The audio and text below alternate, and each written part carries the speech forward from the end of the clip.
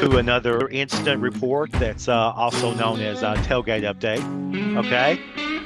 Your crew for tonight's assault on your senses is Ryan Besaw. Julie Miller is with us. I am Jay Moffitt. And we are excited to bring you a wide-ranging show this week because there's been too much news dropping. But we're going to start out with Major League Baseball, okay? And Ryan, won't you introduce us some of the things going on? Sure, I can do that. Just a couple things. There's some injury news this week regarding Major League Baseball. Phillies ace Aaron Nola, he's going to be sidelined 2 more weeks with a rib injury. He suffered another setback. He's been out since May with a sprained right ankle. He was progressing slower than expected, but he underwent testing this week and found out he has a stress reaction, the team is calling it, in his right rib cage. He's 1-7 in 9 starts this season with a 6.16 ERA. It's hard to call him an ace when he's got over a 6 ERA, but and on that staff, he's an ace. The San Francisco Giants placing third baseman Matt Chapman on the 10-day IL with a sprained right hand. He injured that, I believe, back on Saturday. He was diving back into first base on a pickoff attempt and sprained his hand. So he's going to be out for at least 10 days. So that's everything I have for baseball. We're kind of getting towards the dog days of baseball, but I know things will liven up a little bit. But the NHL is the main thing that's going on, even though NBA too. But if you'll talk us through what's going on with our Edmonton Oilers and those pesky that pesky team from the Florida region. So yeah, we have a lot to talk about with that this week. But before we get there, let's do some awards. The Calder Trophy was given out this week. Okay. Montreal defenseman Lane Hudson wins the Calder Trophy, which is Rookie of the Year. Okay. Cale Makar from Colorado, defenseman, he wins the Norris Trophy, which is Best Defenseman. TJ Oshie, Captain America, has retired after 16 seasons. Yep. He had 302 career goals, 393 career assists, and 695 career points. Man. Yeah, I know. It's a lot of work to put in 16 years. That is. That's a lot of money, though, I bet. He also is a Cup winner. Won the Cup with Ovechkin in 2018 in Washington. Okay. And he's dealt with some injuries over the last 5 years, so calling it quits finally. The Dallas Stars have fired Peter DeBoer as their head coach after 3 straight conference finals appearances, 2 straight losses to the Edmonton Oilers. This time, not as bad as last year, but bad enough. Apparently, the way he handled the Ottinger situation, their goaltender, and the way he pulled him in Game 5, and the way he threw him under the bus and comments, he had lost the team, and that played a role in him being shit-canned. But has there been a coach? I know I see it happening in the NBA, things that has never happened to a coach. You know, they had been really high like a year or 2 ago, like a Malone, the Nuggets coach. Has there been a guy fired after going just 2 straight conference finals? That sounds unusual. Man, I don't know. I mean, the Capitals won the Cup, and like the next year, their coach was gone. Like in that same offseason, he decided he wanted to go elsewhere. Okay, I don't recall. But he left, so that kind of makes sense. It was like a mutual decision, I believe. Yeah, he ended up going to the Islanders and didn't last very long there either. But yeah, I don't recall any coach ever being sent packing after 3 straight conference finals appearances. Yeah, but it is warranted. I mean, his coaching style does not fit Dallas at all. Well, you were talking a couple of weeks about that he was he was pulling him in the road games when you give up 2 or 3 goals. And I thought, who pulls your goaltender that's So supposed to be very, very good? in that situation, I was talking about Hellebuck and Winnipeg, but last week I was talking about how he pulled Ottinger after giving up 2 goals on 2 shots in Game 5, which was an elimination game. They ended up losing that game 6-3 anyways. Yeah.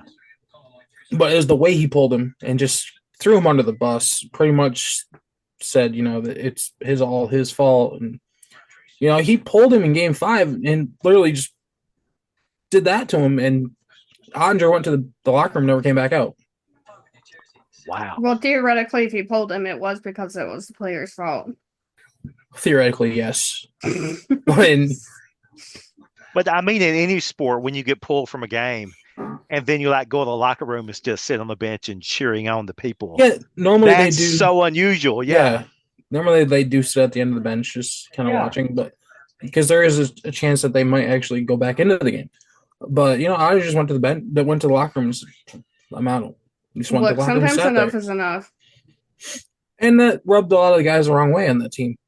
They love Otter, and they're just.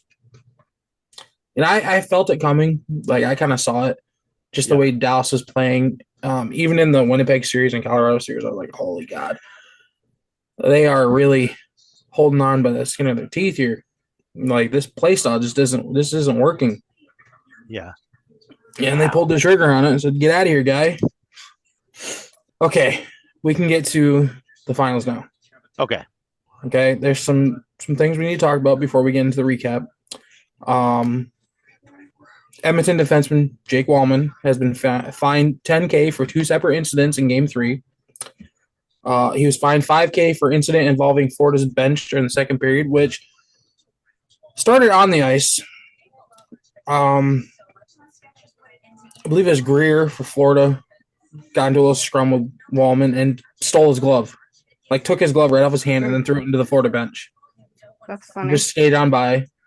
Well, Wallman went to the bench, took his water bottle, and started squirting across the benches. Squirting on Florida's bench. Okay. And he kept doing it and kept doing it. And so they fined him for that. I guess it's unsportsmanlike conduct or some shit like that. I don't know. Probably. So they gave him a fine for that. And then he was fined $5,000 for roughing Matthew Tkachuk in the third period.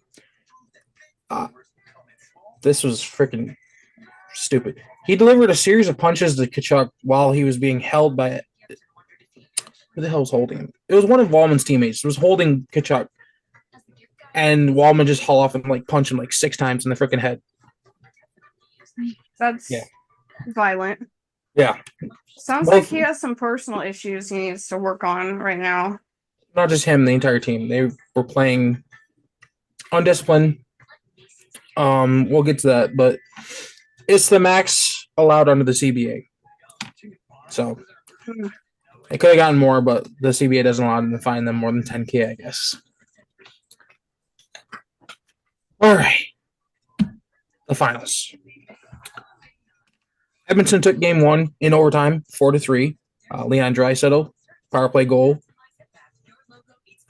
Game 2, Florida takes 5-4 in double overtime. Great game, awesome. Brad Marchand, 2 goals in the game, game winner in double overtime.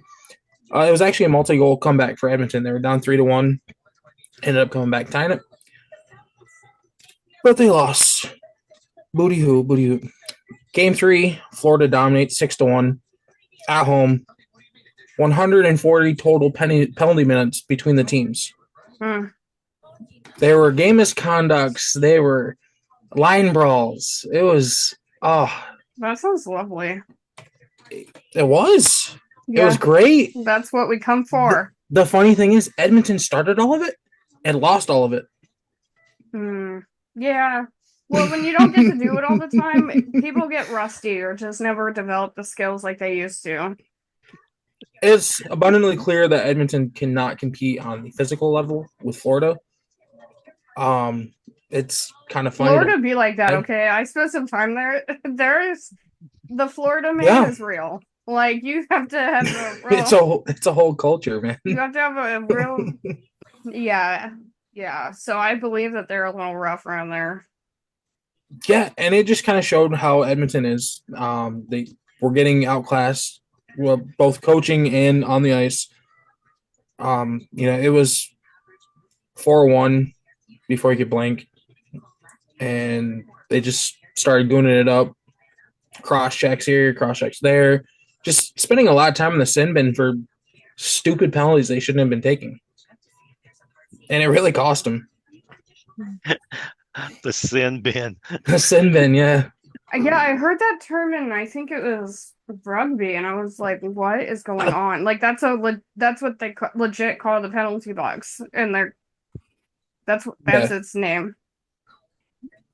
Yeah, so they were spending a lot of time there, and then they just a third period it was 5-1, and this whole thing happened with Sam Bennett, who's been the talk of the town. People accusing him of being dirty, people accusing him of being a rat, and oh, he's trying to injure people, and it's just overblown bullshit in my opinion. But yeah, they started targeting Sam Bennett when it's like 5-1. Cross checked him, broke the stick on his ribs pretty much. Nice. And this is what started the line brawl. They just started pairing off, and Edmonton lost every single fight. I won't make a joke about Canadians and fighting. I won't. Yeah, Edmonton lost every single fight, and it was hilarious to watch. It kind of made me happy. But the game got so bad that Leon Draisaitl and Connor McDavid didn't see the ice from the 9.5 minute mark until the 4 minute mark. Like, it was getting really chippy, and Chris Knobloch decided he was going to keep those guys on the bench. Sure. Yeah. If you can't act right. Yeah, it was just keeping the best interest of their star players in the on the bench and not getting him hurt, because it was getting real bad. McDavid was getting beat up too. He was taking some hits from Ekblad. He was taking some hits from Sam Bennett, and it was just he hadn't seen it all playoff long, all postseason long. McDavid was running around doing what he wanted to do, and after the second period of Game 2, he hadn't done shit. Florida, every time he tried to do something, Florida just cuts him off. And then they snapped. And it always happens when Edmonton starts losing. They always start doing this. Look, they start gooning it up. That sounds like some Golden State Warriors stuff. It's hard to feel that level of anger when you're so used to apologizing for everything. So, and that results in a lot of confused feelings. Yeah, it's Edmonton's done this for a long time now. Every time they get beat, every time they start losing, they start gooning it up, start acting like they're tougher than what they are, and playing dirty. I mean, we even saw Evander Kane slash Carter Verhaeghe in the face while he was on the ice. Like, Verhaeghe fell, Kane just nonchalantly slashes him in the face, thinks he's not going to call for a penalty, and goes to the box. And then he has the nerve after the game to say in a press conference, it's hard to know what the line is when referees are letting Florida get away with so much. Well, the line wasn't there. We learned that. And it's a thing with Edmonton fans. It's a thing with Edmonton players. They always blame the referees when they lose. When they win, they don't care. It's always a thing. Stop talking about the Kansas City Chiefs like that. Yeah, it sounds like Kansas City, yeah. Mm-hmm. But that's how the Stanley Cup Finals going. Game 4 is tomorrow night. I have a huge problem with the scheduling here. It's dumb. I don't like it. They had 3 days off between Game 2 and Game 3. It's just absolutely ridiculous. I mean, I understand they're going from, because Edmonton is technically on the West Coast, technically. Yeah. And they have to go from east to west, west to east. I get there's a time zone thing, but like, I frankly don't know how they play as many games as they do, as often as they do. Like, the fact that we are accepting of football players taking an entire week in between, but they get like 30 seconds in between games, and they're just supposed to be able to go. Yeah, most often they play every other day. or sometimes they'd play back to backs, and it's like, wow, Maybe they're tired. could be. Yeah. I mean, at this point, if you played all season long, I mean, you've played 82 games plus. If you're at this point in the season, you've played at least, I want to say, 14. Like, I don't know if 14 you don't extra? do your cardio, but I really don't, and I would have been tired the first game. So, and Yeah. when do they have time to exercise? Morning skate. Yeah, so they don't even have time to like really work on cardio and stuff during the year. Not But really, no. skating's a lot of cardio, though, isn't Well, it? I know that, but like, It's a lot of but it's movement. like, but it's like doing the job on the job and not like being able to prepare for it. Like, no wonder they get injuries because they can't probably stretch and build muscles in the right places. Well, a lot of guys just play through it. They don't care. Like, they don't give a shit. Unless they can't skate, they'll play through it. Yeah, where did we come up with this super unhealthy hockey culture? I don't know. That's been around for a long time. It's weird that it's the expectation. That's just how I feel because it's not the It is. expectation in every sport. I think it's because there's only 20 guys dressed, and there's only like 22 guys on the roster. So I feel like they just think like, well, I'm only hurt. I'm not injured. You know, I can play. Yeah, and they can, but then they're supposed to play again in another day. Mm-hmm. Yeah. So there's no time for healing. And like I said, if they can't skate, they won't play. But if they can skate, you're gonna have to. Yeah, drag but them the off, guys. residual that's gonna Yeah, it's yeah. I gonna understand take what a you're toll saying. really fast. Yeah. There's no longevity of players. Very few. It would be Well, you very see that- hard. There's no longevity in a lot of sports, really, if you think about it. Some sports are easier to Right. have some. Yeah, Right, yeah, depending you're on the right. position and the rules. But like a lot of sports you can play for like a long Right. time. Yeah. I just think it's odd because like tennis players don't play every 3 days during Wimbledon or whatever, right? Do they? I think they play every day. They play like every other day at worst. But for like a short period of time, right? But I mean, you're having to go through at least 4 to 6 rounds to get to the finals. Right, and you're only there for about 12 to 14 days. Right, and you're also thinking like you're playing what, like at least 3 sets, right? And sometimes 5. Sometimes 5. So like, however long a set takes, you know. Yeah, it's not a walk in the park, but it's also not as difficult as a basketball or a hockey season. No. It's not, but there is a good deal of diving in tennis, and especially when you're in the French Open, you're diving like on clay. Oh, it's a super athletic sport. Like you have to be extremely athletic for it. Yeah. I just don't know why we expect all these different athletes to be prepared so often. Like it would be so easy to be a baseball player that gets like a injury from overuse because you're playing every 4 seconds. Oh, yeah. I guess, yeah. That's true. There's a lot of pitchers who are hurt, which I forgot to say. Corbin Burns is out for the year. Tommy John surgery. Yeah, yep. You know, I feel like there'd be less out for the years. I just too. Well, as a starting pitcher, you pitch every 5 days, so, and they really do have a strict regimen of how they prepare themselves during the week. Like the next day, that's almost a week. I mean, that's as long as most NFL players get too with the 4. And plus, they do like the day before. They usually like warm up for like 15 or 20 minutes to make sure that they're ready. Yeah. So they're not going in there fresh. So that if there is anything that lots of times you hear them being pulled, you know, if they still have a twinge anywhere. So what you're telling me is that hockey needs to get its shit together because it's falling behind again. I'm just saying that the hockey schedule is compressed because they want to get as many games in and around the NBA as possible. But it's a long season too. 82, just as much as the NBA, but At the same time, like hockey is more physically demanding than the NBA is.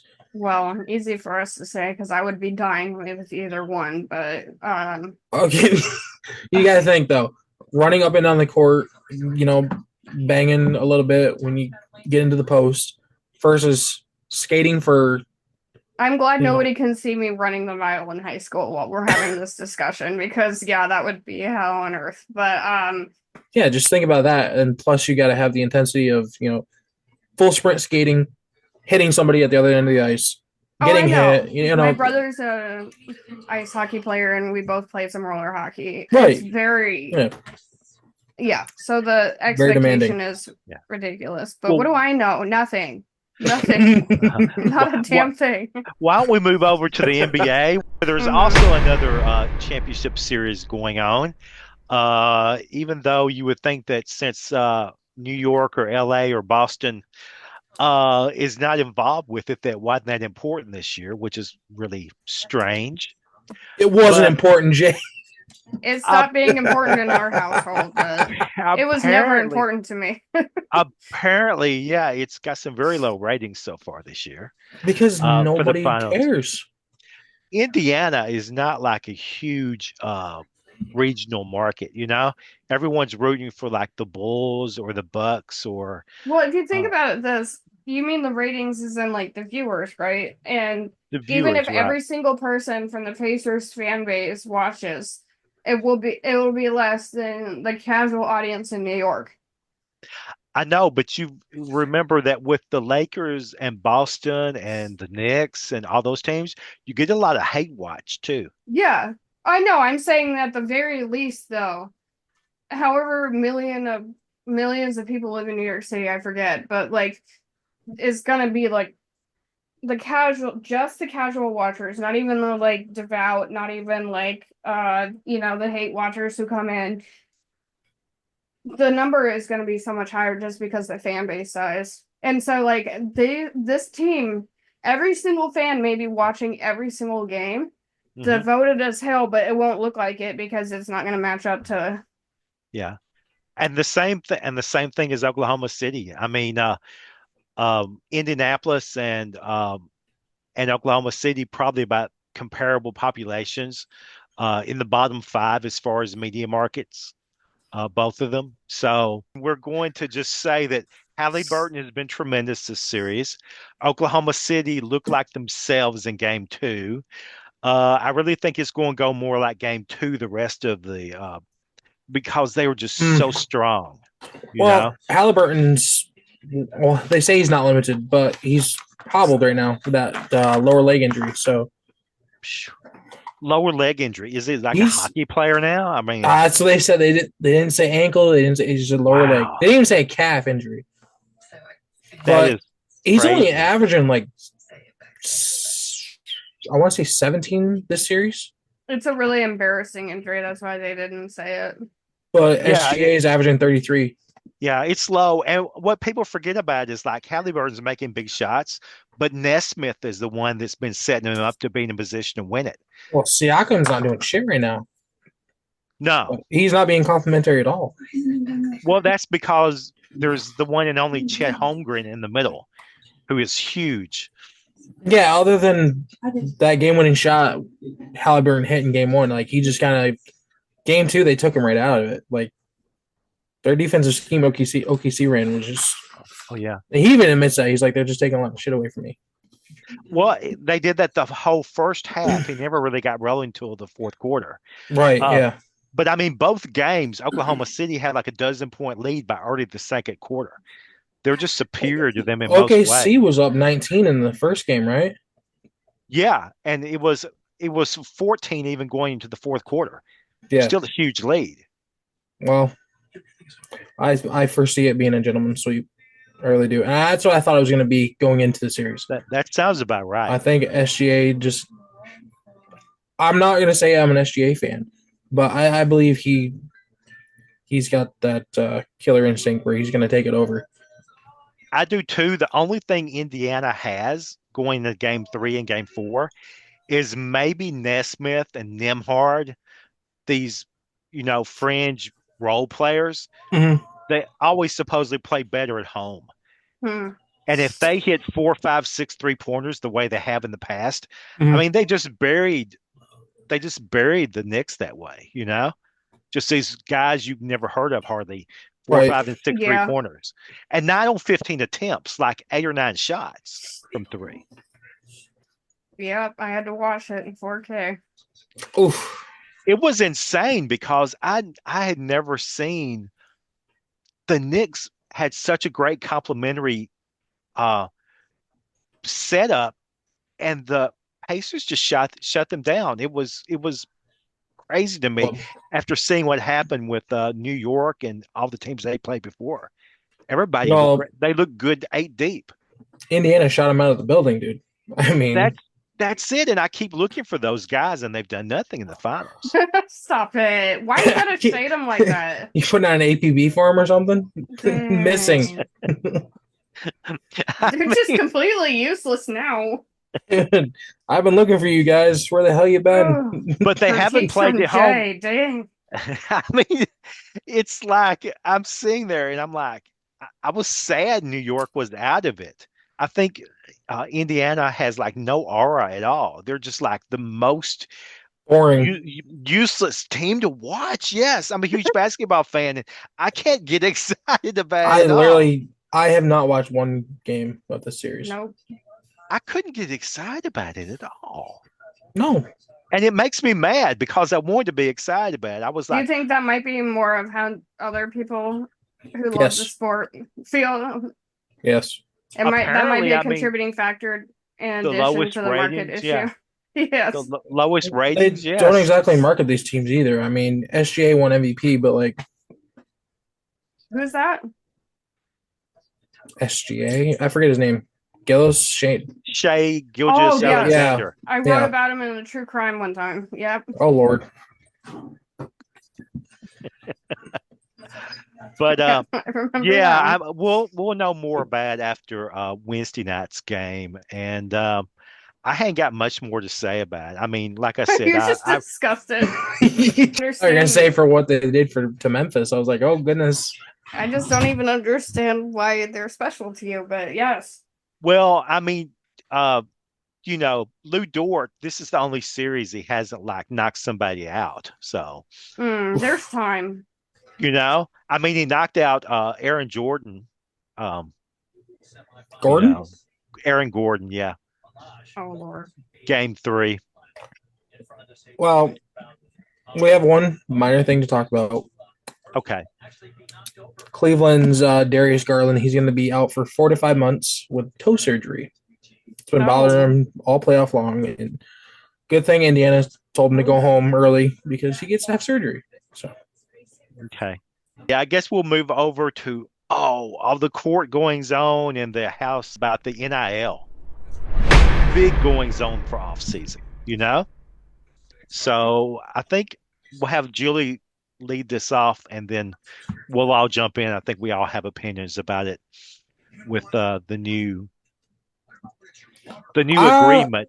Yeah, you had a lot of the historical stuff, Julie, about how much they were going to be doing in back pay for the former athletes. 2.8 billion. Okay. As of right now, and 90% of that is going to go to like 5 different schools with primarily football and men's basketball players. Okay. Or 3 schools. I don't know. It's very few. Yeah, the Power 5, right? Okay.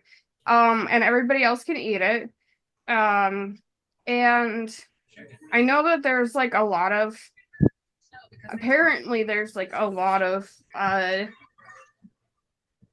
people who are not thrilled in the legal world about this and like trying to come up with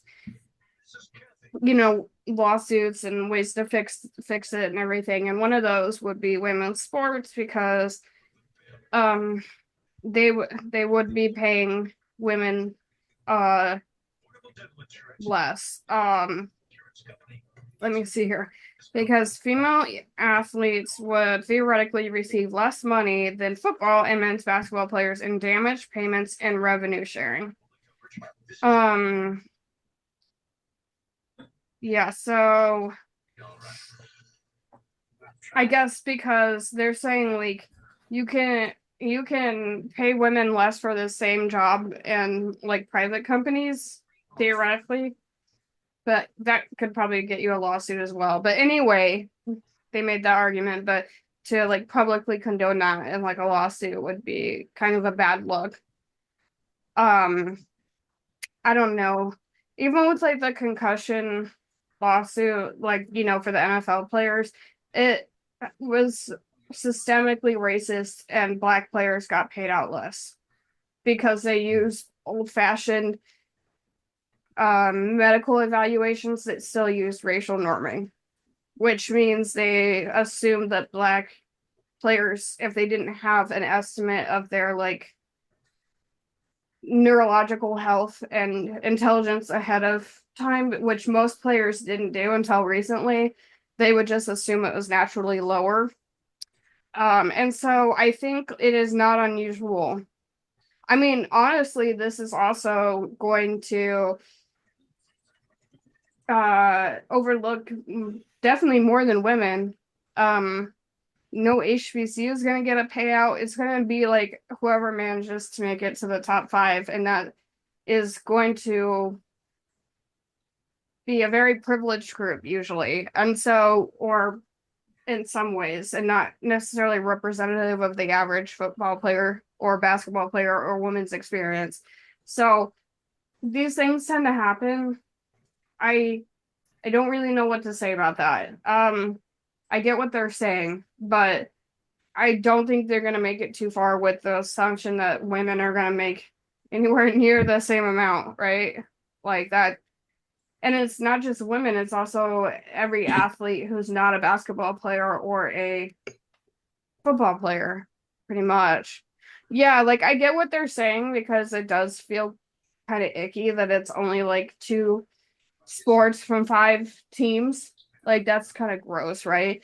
But I just don't know. Like if there's, well, we'll see if the lawyers can make an argument there. I'm not really up on lawyering anyway, but I was go, just going to say something about maybe the going forward part. yeah. What they had decided what was the like a pretty basic salary cap of 20.5 million per university, which like you said, pretty much the lion's share, probably 90, maybe a little bit more, would be going to the revenue producing sports, men's football, and then Well, the men's back basketball. pay is, but yeah, Yeah, that's also true that in the the future that'll future, be the same. right. And there'll be some arguments within universities about whether your, your star lacrosse player should be allocated more NIL money than your fifth string cornerback, you know. Yeah. And So, then I mean, also, yeah,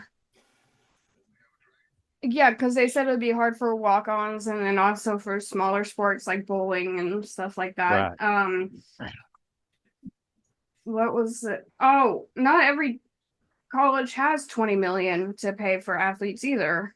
right. Someone was arguing that no school would have that, and I still say at least 20 will come up with that. I can see what they're saying because I not that I would know anything about any kind of higher education administration at any prior institutions or current that I work at ever, but I would say that like what you don't know is like most colleges are doing pretty bad. Even if you think that they're not, and that is of course in no way a reference to any institution I've worked at before or now.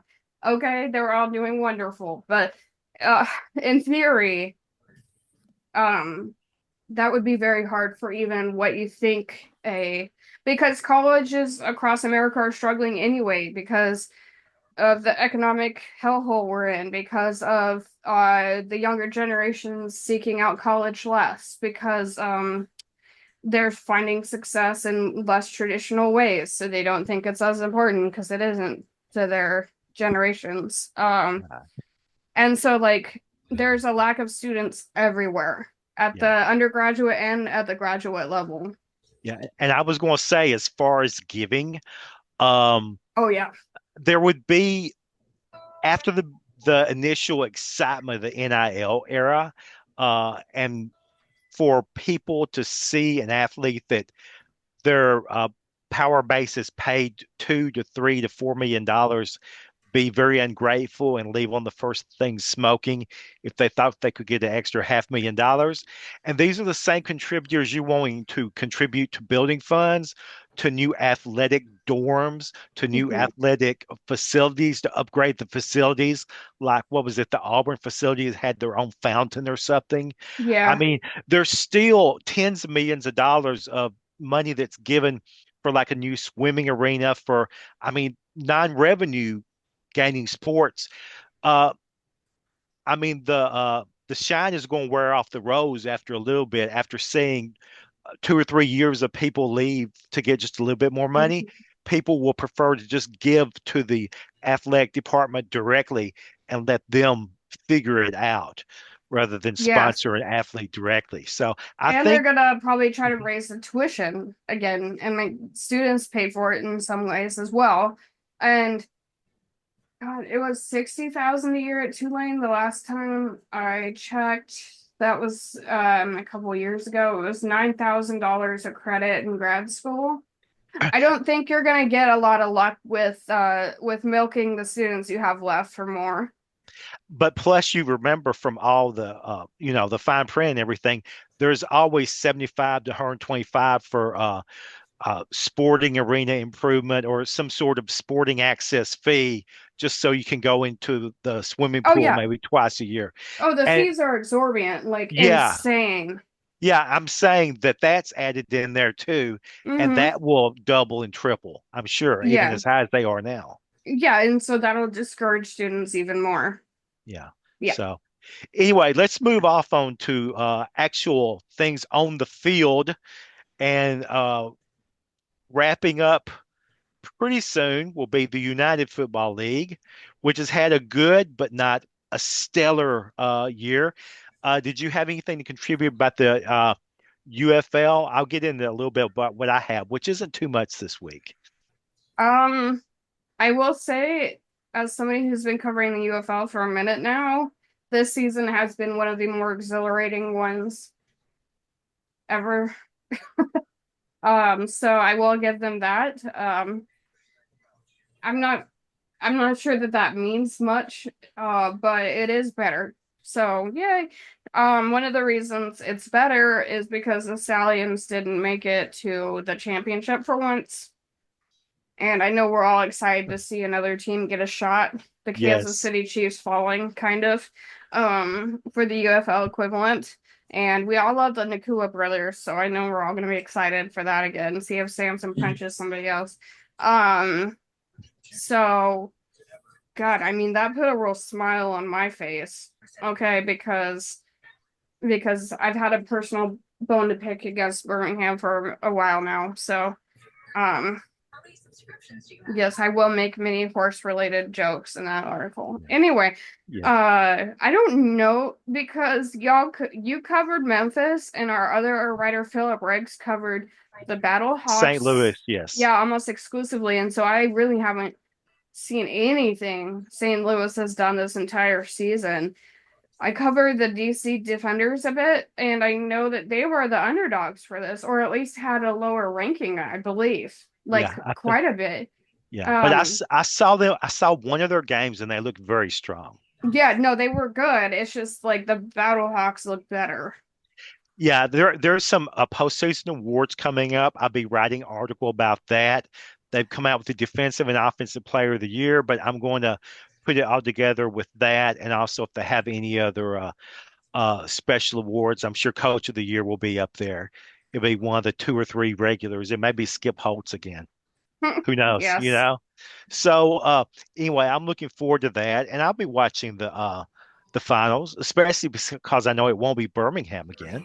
Oh my God, I know. Like this is actually kind of exciting for kind of the first time. It's not like, oh duh, we know who's gonna win already. It's kind of like when the Super Bowl is anybody other than the Chiefs or the Patriots Yeah, in the ex- last like 20 years. And exactly. so like this is, and yeah, I've covered the Defenders quite a bit, quite a few games, and they've been quite impressive. But I definitely have a soft spot for the Panthers, mostly because of the Nakua brothers, because I love that whole family, and I just am hoping that they can come through, you know? Yeah. Yeah. Next week we'll definitely have some strong opinions about the season, and all I that. don't know if I'll have strong. I just want to say about the UFL. Okay. Um, I just hear constant criticism that the ratings are equal or maybe down 2% or something from like last season. And like the NBA playoff ratings and regular season ratings are down to like 10 or 15%, you know? Yeah, And the same thing with golf. Golf is down like 10 or 15%. People forget like linear TV that they're taking these ratings off of. It's like a smaller and smaller slice of the pie, you know, anymore. So they're always going, if you can just tread water the way things are going right now, yeah. when you can watch pretty much any movie you ever wanted to watch, you Mm-hmm. know, and play video games against people halfway around the world, you know, for Right. hours you buy your system and then you're 5 years you're playing for free.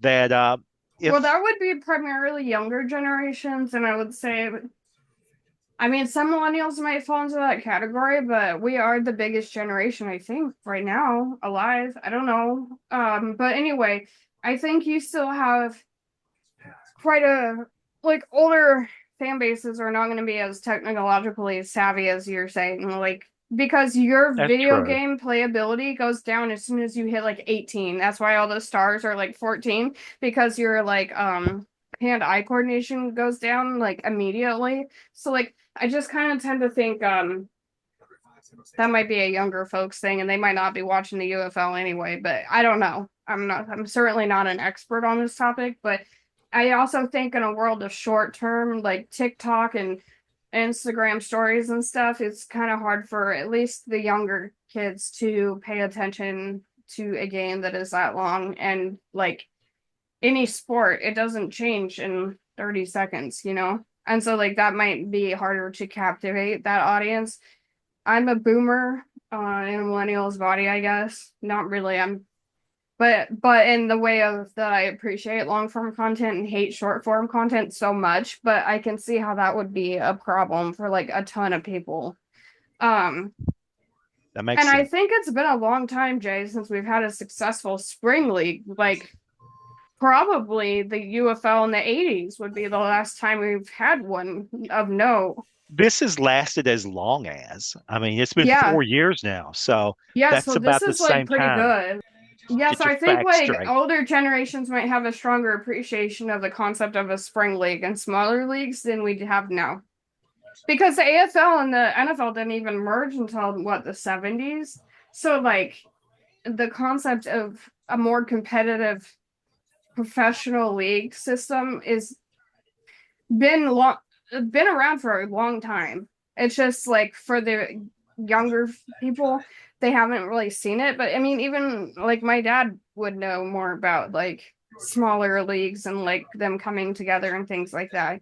So I think it's also sort of if you're not a football historian like me, it would be like, oh, what is this? The NFL is amazing. Who cares about the little guys, right? Like we have college football and we have the NFL, and we kind of ignore in between because it's not as important as it used to be, or like as prominent. But the one thing that's really cool, I mean, there's about 10 UFL guys who are trying out for NFL teams right now. Okay. Oh, at least, yeah. Yeah. Usually they, Angela used to always write the article about all the people who got drafted into the NFL. I mean, all the time, like. And they Right. bring them on all the time too because they are excellent kickers. Because I will argue until the end of my days that no UFL team would make anything happen ever without their kicker. Because their kickers do like 90% of the work. And so like they're real good. And so they end up getting brought into the NFL all the time. But the other thing is too that these folks done with doing like about 10 day preseason, okay, no Hmm. preseason game. Then they do a 10-week season, okay, Yeah. maybe a week, sometimes 2 weeks of playoffs, okay. Hmm. Then if they get picked up by the NFL, they're going directly into summer practice, okay, week or two off, preseason practice, then straight on through. Some of these people that were picked up last year had literally like 4 weeks off Hmm. between March and the end of December, which is Right. amazing to me. You know what it reminds me of, Jay? It reminds me more of like the days back before the NFL paid anything in the 70s when you had to, that was not unusual to be on a barn burning team or whatever the hell you called Hmm. it. And Right. then, and you had a part-time job the entire NFL season Hmm. because you, like, that's what it's reminding me of, where you had to have like a, well, and really it is because they haven't, income wise, that's about where they're sitting right now. Right. They're in the high double figures. They're not $100,000 players. It's it's Right. it's about half of what a team in the NBA G League makes. Right. They're at least So they six might need a figures. part-time job to make ends meet during the off season. And if they're gonna try to go into the big leagues, it's gonna be like a lot of our predecessors who were in those smaller leagues who got attention with the NFL and the AFL. Like, Yeah. so it just reminds me of an earlier day back. We're so used to players getting paid millions and then like getting an entire off season when it's been the NFL has been not like that longer than it has been like that. Yeah. So yeah. But That I mean, it's hard work, no doubt. that's true. Let's roll over since we were talking about preseason and um mandatory um it's not voluntary workouts, it's mandatory workouts. The Shield. Oh, We'll talk about the big league.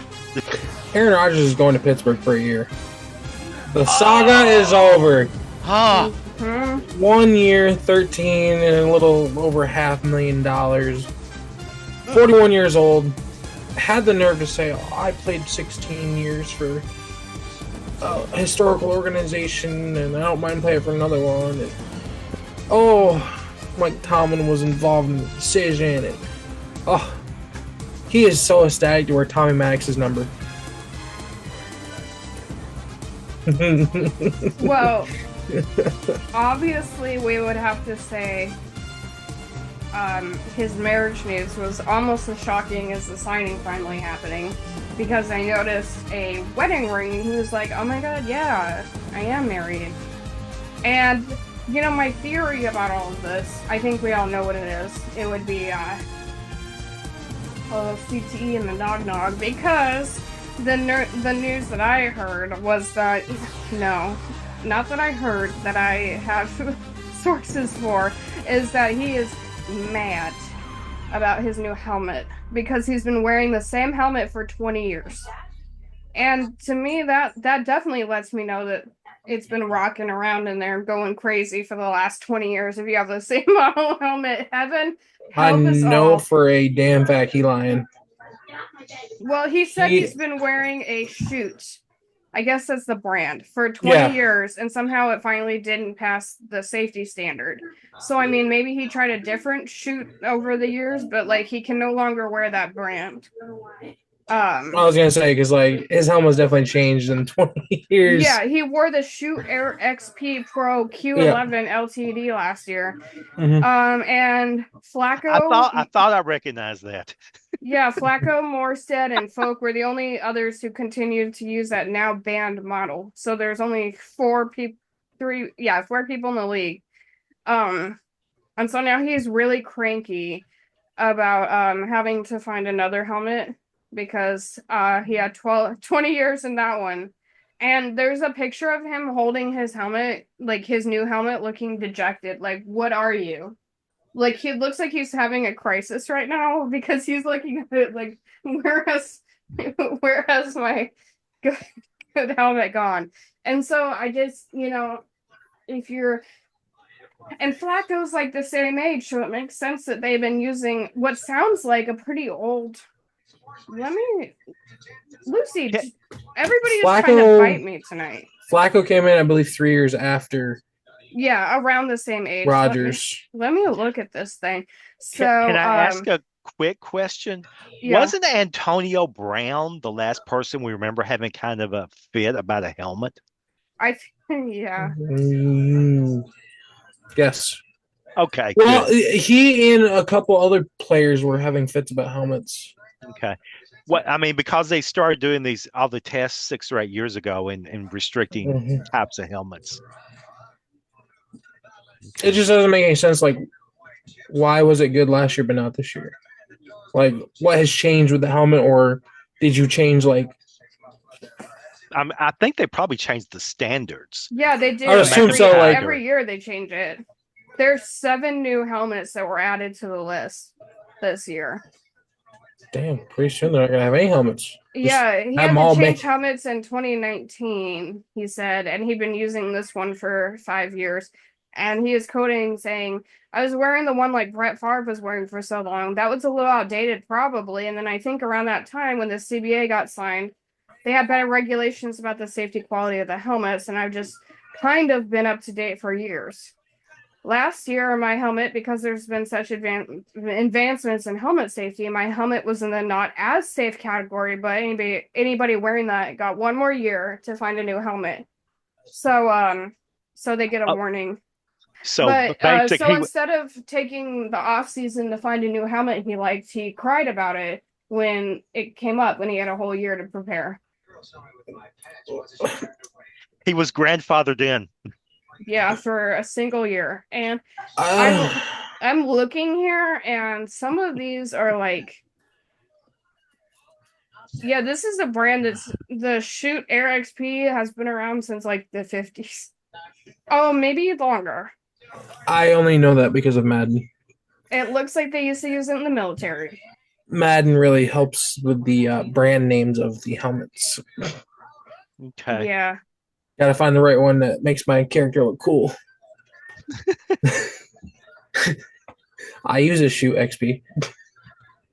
That is so interesting. I'm amazed that Rodgers can use the phrase "I remember" because he's had like 4 conkies. How does he remember anything at this point? So they approved 12 new helmet models this year. So yeah, so they're like they take old ones out and I guess approve new ones. Oh. Like routinely. Which like So they'll never run out of helmets if they keep. Cool. I like that. Oh my god, he's been wearing this one for long. Is that? Yeah, he was wearing one back when he was in college from the same company. Yeah. Yeah. Shoe just looks really nice. It's like a very basic model, but like aesthetic wise, it's very nice looking. Just not as safe, I guess. Yeah, and when you're talking about your brain matter, you're definitely worried about how it looks. Looks better than that Zenith shit they got out. Oh god, that's ugly. Do you remember Justin Tuck's face mask? Do you remember that? Just one, right? I think he was the only one that's worn it. That was pretty cool, actually. Oh, he was grandfathered in, yeah. Yeah, that is quite the situation. Okay, like I remember when they made the very first face mask because somebody got their face crushed in and had to go to the hospital, but he still wanted to play even though he had like a brain hemorrhage in the 20s or something like that. So they made him wear like a single bar. No, that was later. The guy who wore the first helmet was the guy who got his head crushed in, and he's like, I still want to play, and they made that leather contraption. There was another guy who got like his jaw broken or something in like the 40s or 50s that got the first bar, and they thought that was a real big deal and nobody wanted the bar, and then they got 2 bars, and it's been a very slow progression. I'm still amazed they hadn't gone like hockey mask looking. Oh, so they actually have like they banned them due to the number of high concussion rates because I guess some helmets do a better job of preventing concussions. According to the league, NFL players sustained 17% fewer concussions in 2024 compared to the 2023 season because of the helmets. And a lot of them are the Rydell are out, and the Zenith. Yeah. A lot of the Zenith, but I mean, Rydell has been in lawsuits since. I mean, it's old enough that O.J. Simpson was in one when he was still with San Fran. That's how long ago. But Theismann wore one. I mean, Rydell was like the brand back in the day. Yeah, and then when they had all those like children dying on the field in high school, then they were like, "Oh, maybe we did lie." And then yeah, but anyway, so they've been real controversial, and they're Why did you sound like Urkel? Because that's what they said. That's exactly how they said it. So, I'm not surprised. I mean, Rydell has more lawsuits and more blood on their hands than we know what to deal with. I was going to want to jump ahead into the on-field occurrences happening with the NFL. I know there's a couple of things going on. So Nick Chubb is signing with Houston for 1 year, $2.5 million. They'll be strong in the backfield.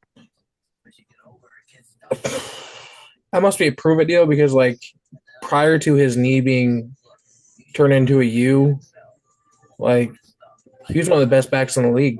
He was incredible, yeah. He just kind of taken a downturn and just, but okay, I gotta share this with y'all real quick. They have like a little thing from not this year but last year where they have like a green to red. No, this is this year. So he has like 3, 4.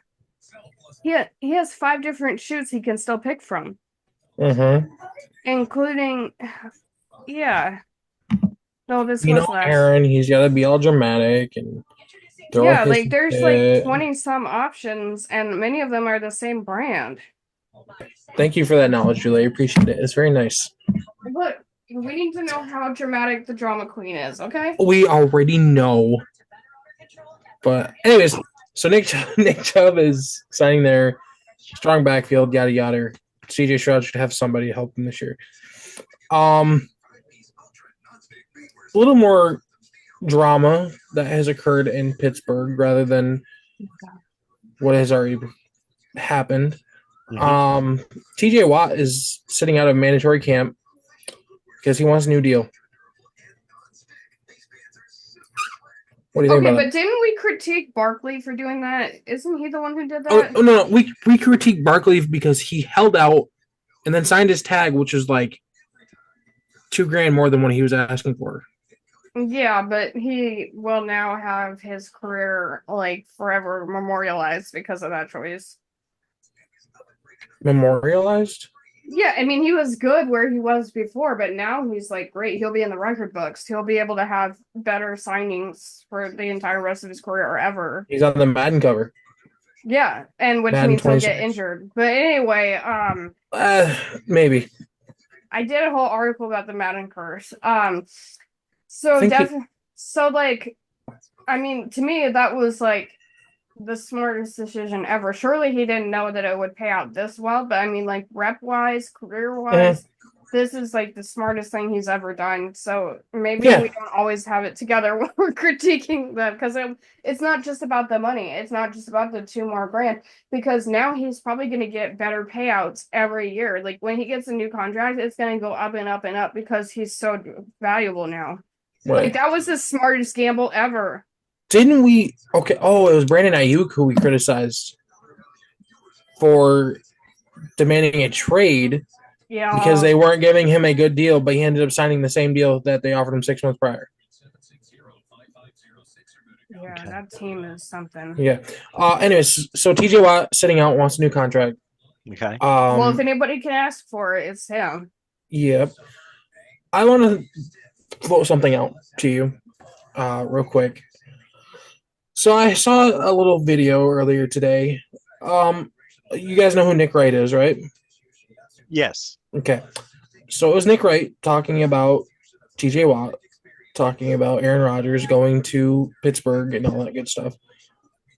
Now, he floated out the idea, and I actually agreed with him. I don't really agree with Nick Wright most often times, but I agreed with him. He is a very wonderful sportscaster. Yes. I most oftentimes don't agree with Nick, but he floated out the idea, and I actually agreed with him. He said they should have never went after Aaron Rodgers. They should have moved on when Aaron Rodgers postponed everything and all that good shit. They should have traded TJ Watt for first round picks. They should have traded George Pickens like they did. Would have never traded for DK Metcalf. He said pretty much blow it up for the year and then reset for this year and go into next year and draft well and all that good stuff. So what do you I agree with that. With the team they have, they are very mediocre, even with Aaron Rodgers coming in, even with DK Metcalf being there, even with Jalen Warren at running back and Freiermuth at tight end. They are a mediocre team. They've lost, I believe, their last 8 playoff games. Is that correct? I don't know. I just paid attention to him for 1 year. Either way, I agree with Nick. I don't know what you guys think, but I agree. I think they should have moved on from the Rodgers thing. I think they should have just leveled it, restarted, take the tank year, and then draft well next year and build back up. I don't think that they can get enough momentum with just DK Metcalf and Rodgers to go deep this year. There's just not enough there, and the Ravens are so strong. They're always going to be strong as long as Harbaugh's coaching and as long as they are able to utilize Henry and Lamar in the way that they do. Wait, so we want to get rid of TJ Watt because he is demanding something? No. Well, sort of, but no. He was suggesting getting rid of TJ Watt because at this point in his career, he's able to get you at least 3 first-round picks, I would think. Even if it's not 3, it's 2 first and maybe a second and a third. I believe so. So they want the team that's kept their coach for the longest period in the NFL to suddenly take an abrupt and drastic approach at reconstructing their entire team, a team that avoids change like the plague. Pretty much. That's what you're telling me. So they want a scorched earth attempt. And is anybody going to be surprised that very few teams would be up for that? I mean, the Niners did it. The Rams have done it recently. It kind of worked out for the Rams. It did work out for the Rams. It also has worked out for San Francisco in a way. In a way. I would say in a way for both of them. Right. I mean, San Francisco did get further than the Rams did, but they didn't do as bad as teams thought they would. But yeah, I get that, and they've done that a lot in Seattle as well recently. Right. It's definitely not going that well. But I just and even then, it's not as scorched earth as well. Maybe so, but that feels so drastic. And if there's anything I know is that people generally avoid change. I agree, but at the same time, you got to think about the future of the team. Is that really something that the Steelers do? They had 5 years to do it while Big Ben was still there. Yeah, right. So why would they do it now? I was pounding the table when Big Ben was getting ready to retire. I was pounding the table because I don't believe we were doing this podcast at that point. We were not. But I was pounding the table. Have a cat that looks like a parrot. Yeah. Because that's. I was pounding the table, telling them Mason Rudolph ain't it. Mason Rudolph ain't it. We all knew Doc that. Hodges is not it. You gotta go draft a quarterback. You gotta do this. They weren't doing it. As a Titans fan, even Titans fans knew he wasn't it, and that was a 5-year younger Mason Rudolph. Yeah, So let's circle the wagons and any last thoughts about the NFL. I just saw this. The Rams are going to have an Aaron Donald celebration game against the Buccaneers on Sunday Night Football in November. So Oh, that's nice. I like they're that. going to give cool. away a special number 99 bobblehead Oh, giveaway. So pretty cool. that's That is very cool. sweet. Pretty soon his jersey is going to be hanging from SoFi Stadium. Yeah, for Meanwhile, no Chargers jersey will be hanging up there. What about you, Julie? Any last thoughts on the NFL training camp or any news that you've seen coming out, which is very limited at this point?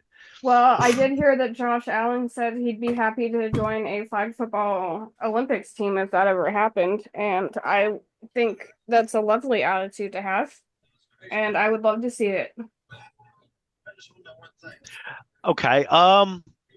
I've got nothing much about what's going on. I wrote an article about the Memphis Tigers in the NFL, and they've had so many in the NFL that I didn't even bother to mention Darrell Henderson, who was a force for about 4 years for the Rams and a couple of other teams. Yeah. But He's still in the league? he's not though. Yeah. Okay, because That- I remember his last place he was with the Rams twice Yeah. in one season. yeah. I've got five guys from the 2018 through 2021 Memphis Tigers football backfield who are still in the NFL after 5 years, Nice. which is a tremendous accomplishment for just a small squad. I mean, they were such a small squad. Antonio Gibson had to play wide receiver because he couldn't get on the field as a running back.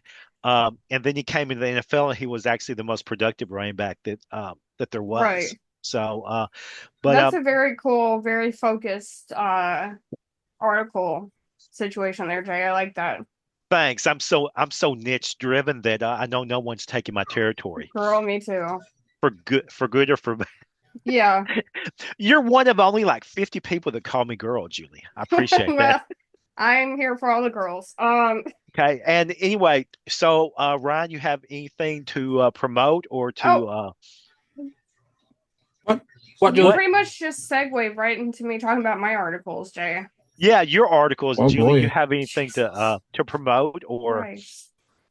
Uh, I just finished 4 Jewish American Heritage Month articles and 4 Asian American, Native Hawaiian, and Pacific Islander Heritage Club articles. So 8 in total, in addition to my UFL coverage. If you haven't read them all, there's many. Give them a shot. They're really good.